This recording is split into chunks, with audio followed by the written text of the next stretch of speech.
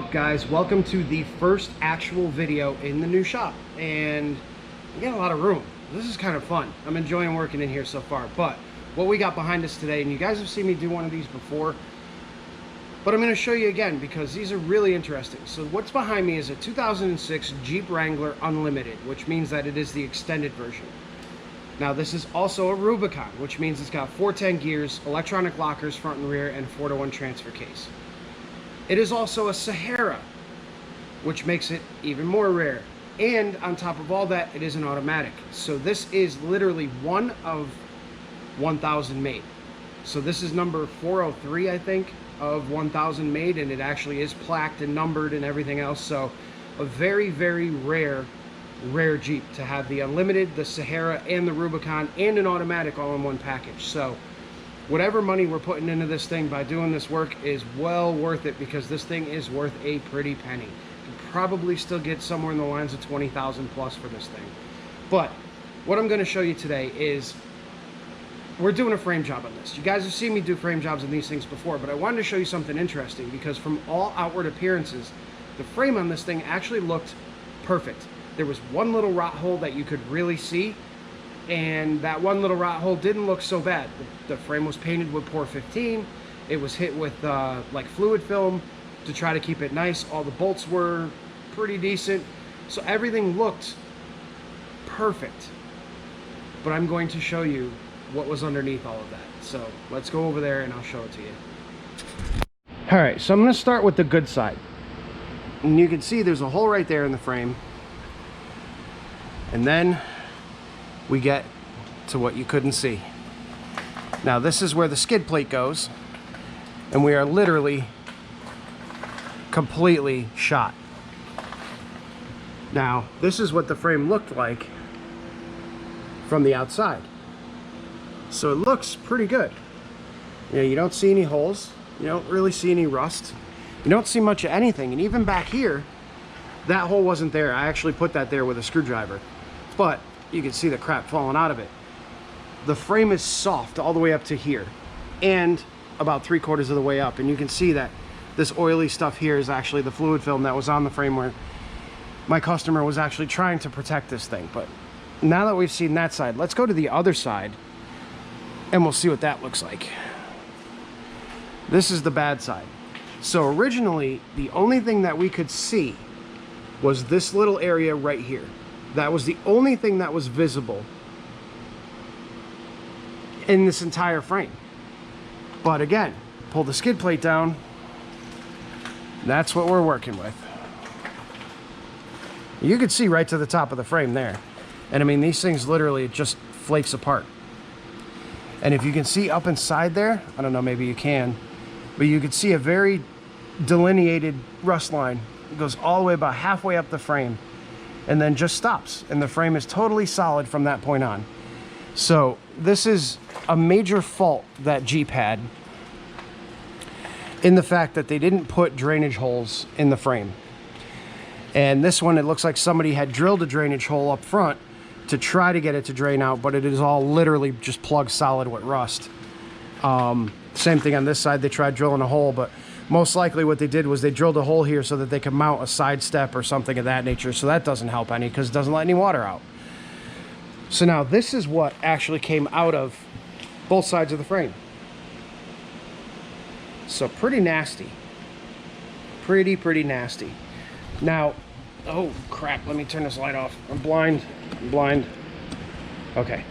So one of the things that is a problem with this frame, sorry, just putting you guys down here. One of the main problems with this frame is that it is actually so bad, and you're lowering all by yourselves. All right, hold on. There we go. So the problem with the frame is that it was actually so bad that when the truck was sitting down on all four wheels, the frame front to back was twisted about 1 inch. So we had to spend most of yesterday straightening the frame out and straightening the truck out with ratchet straps and my porta power and a few other odds and ends to actually get it on the lift. And once we got it on the lift and got the frame squared up, we can now start cutting everything out. So it's sitting on the lift, it's in a position where the frame is actually straight front to rear, corner to corner, everything is golden. Now we're going to cut out that entire section on both sides, including the rear control arms and everything else. You guys are dropping again. That's hysterical. So we're going to cut all that out. I'm not going to film it because there's sparks fly everywhere and it destroys the cameras. So we're going to cut that out. I'll bring you guys back to show you the true nature of how bad this thing is. So I'm going to get to that. I'll bring it back in a little bit. All right, guys, so there's the chunk we cut out. Now, you can see how far up we went. We went about halfway up the frame. And it basically just gets rid of the rusty areas of the frame. I'll give you a little light here. Takes care of the rusty areas of the frame and all the rotted areas. And now you can see that this frame inside is actually pretty damn good. There's no rust, there's no nothing. Everything is fine. So we are going to put the safety cap over that. Now, on these LJs, which are extended, they basically extend the frame right here. So this section from the body mount over to where it starts to ride up is the section that is longer versus a regular Wrangler, where this piece right here would normally be right there. So we just have to cover that distance. So what we're gonna do, I don't like to cut the entire section out at once like I do with the other ones, because normally when I've got a regular Wrangler, a TJ or whatever, I'll cut all of this out. I'll take the control arm mounts out, we'll take the upper control arm mount out, the sway bar link mount, all that stuff will come out, and we'll cut all the way up to the spring perch. With the LJ, unfortunately, it's too long to do that. So what's going to end up happening is if I cut too much, we're totally going to disturb the straightening that I did on the frame. So what we're going to do now is we're actually going to go ahead and get all this prepped, get all this ground down, and then I'm going to put the actual skid plate section in first. Then we're going to tack it in a bunch of places, and then we'll do the rear section. And we're going to do that on both sides. Once we get that done, I'll bring you guys back. I'll show you what the safety caps look like installed, and then we'll weld it out, and hopefully we can get this thing done today. I'm not putting any bets on it, but we're going to try like hell. Wasn't expecting it to be this bad, actually. I was just expecting to cut the bottom of the frame out, slide the cap over, and call it a day, but it's pretty bad. So here's what the new stuff looks like, guys. So you can see the center sections there and there, and normally this is all we would be doing. If we had a TJ, a regular size TJ, you would have front body mount, middle body mount, rear body mount, and then that would be the entire piece for that section. Now with the LJ, we have this extension right here. That extension is going to take up the room between the body mount and the rear lower control arm. So we needed those longer pieces. If you own a TJ, you can get this all as one piece because it's much shorter. So it makes life a lot easier, but the LJ is different. So we have the inner and outer control arms, upper sway bar mount, both sides. And as you can see, guys, those are just like the letter C, basically.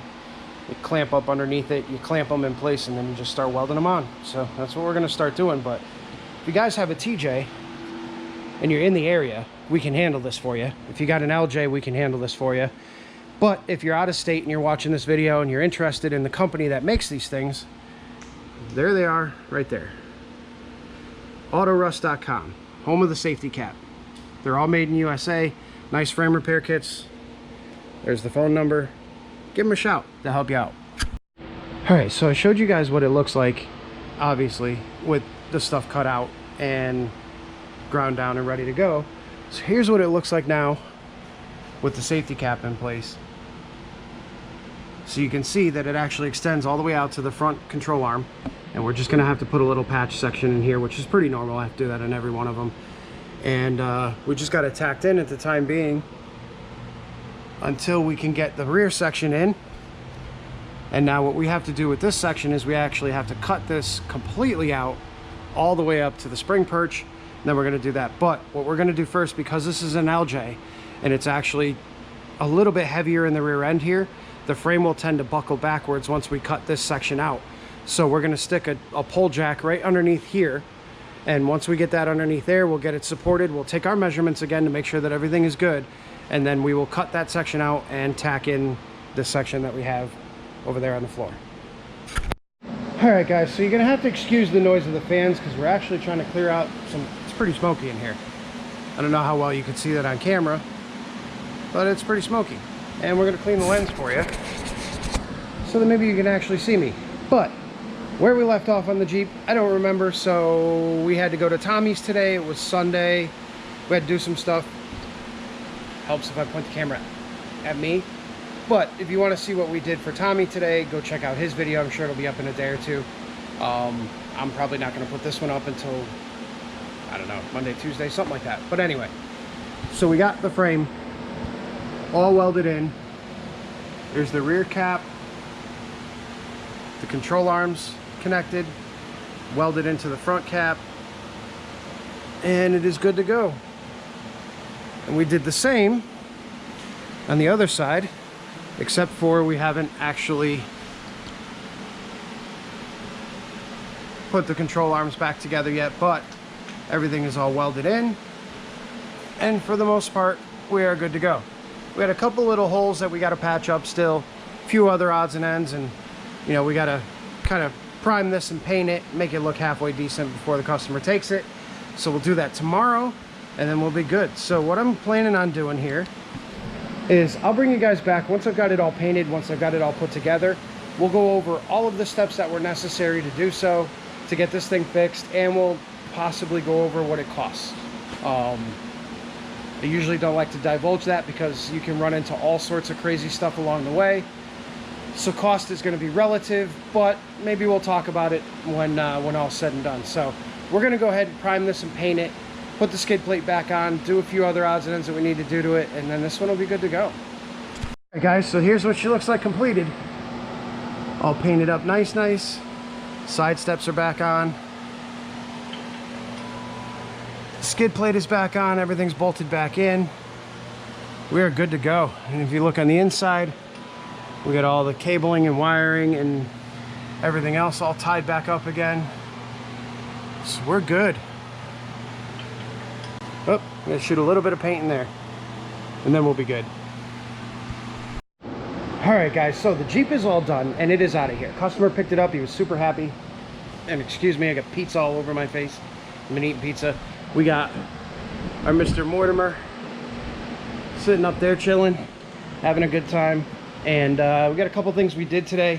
I'm gonna take you guys in a second and kind of give you the breakdown of what we did with that Jeep. But this is one other thing we were working on. This is actually a full Evo 5 setup that's going into a Mirage. So we had to notch out the subframe for the transfer case.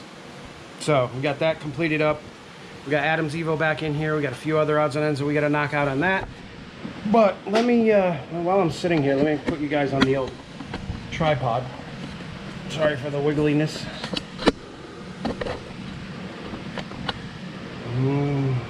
We're going down.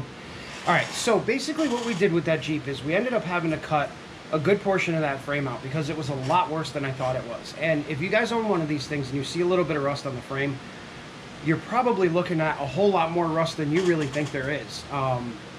The skid plate bolts don't come out. You usually have to cut those off with the torch like we had to do on this one.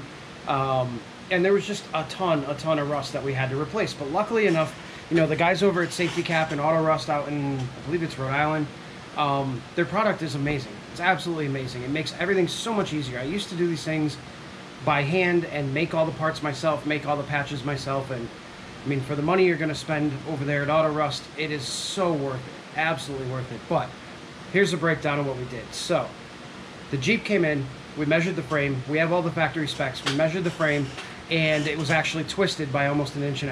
And that is just due to the fact that the whole center section was rotted.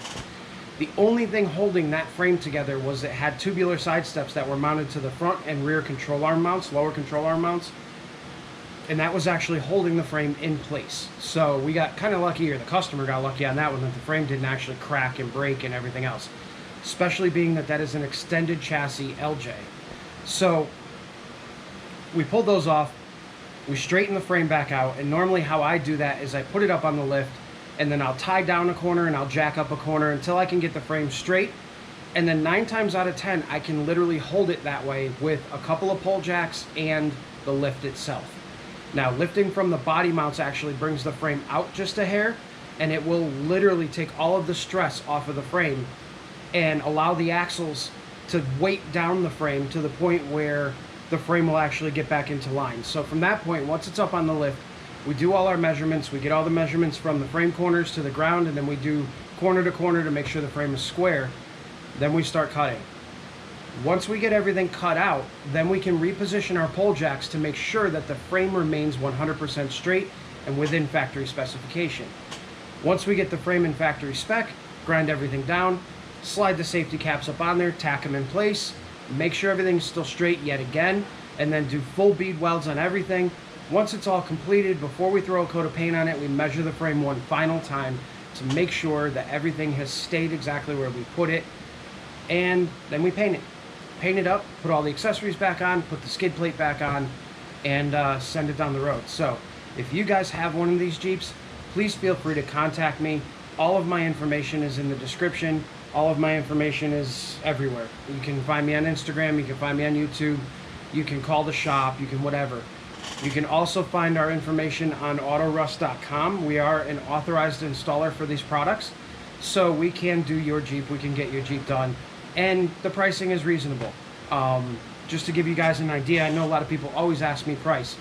The base price for a regular 97 to 06 TJ is going to be $1,800. That is base price. So that basically means if yours comes in and it has the normal amount of damage, we just do the replacement, we paint everything up, we're good, it's $1,800. If we run into a little bit of issue like we did with this one where the frame was tweaked and everything else, then that adds a little bit more time, and we bill all that out hourly. So our hourly rate ends up going towards the extra time spent on the vehicle, but the base price for something like that is $1,800. So if you look at it this way, figure on spending about $2,000 to get this job done. And then your Jeep's good for another 20 years. We coat everything inside and out, and yeah, so I'm gonna quit babbling because you know what, the video explains a lot, I just explained a lot, and we gotta get working on some other vehicles here because the new shop, we are busy. We are super busy, and it's awesome. So you guys are gonna see some more videos to come. I've got probably, I don't know, maybe another video or two on Adam's car. We've got some stuff going on with Tommy. We've got some stuff going on with our normal customers. We've got more frame jobs coming. We've got all kinds of stuff going on. So new shop, new business. Well, not new business, but new customers, new business. We're doing amazing. So thank you guys so much for watching this video. As always, if you have any questions, comments, or concerns, throw them down not in the description, but throw them down in the comment section, and I'll get back to you. I try to answer most of my comments when I have time. So again, guys, thank you so much for watching. If you're not a subscriber, hit that subscribe button, hit the like button, and make sure you check back for more, because you know what, we don't upload every day, but when we do upload, they're usually pretty good stuff. So all right, guys, I'm gonna get back to work. You all have yourselves a wonderful afternoon, and I'll see you on the next one.